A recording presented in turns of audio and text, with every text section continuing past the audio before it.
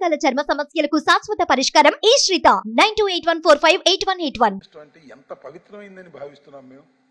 మా చేతిలో నా కారులో మేనిఫెస్టో ఉంటుంది, నా ఆఫీసులో మేనిఫెస్టో ఉంటుంది, నా బ్యాగ్లో మేనిఫెస్టో ఉంటుంది, జగన్ గారు ఆఫీసులో మేనిఫెస్టో ఫ్రేమ్ కట్టి ఉంటుంది.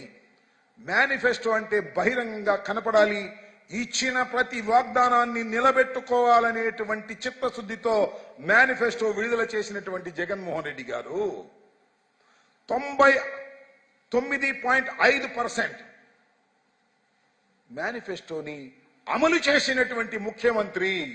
మీకెక్కడున్నాయి అసలు? ఆ లిస్ట్ ఎక్కడుంది మీకు? మీ మేనిఫెస్టో కోసం ఎవడు ఎదురు చూడట్ల. మీ మేనిఫెస్టో ఈక్వల్ టు తెల్ల కాగితం.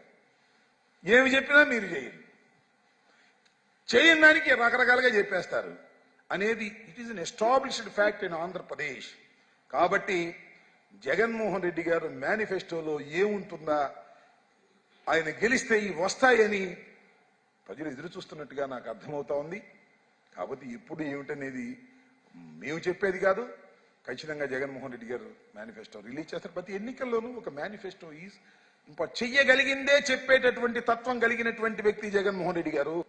ప్రజల్ని మోసం చేయడానికి మాత్రమే ఉపయోగించేది వారి మేనిఫెస్టో.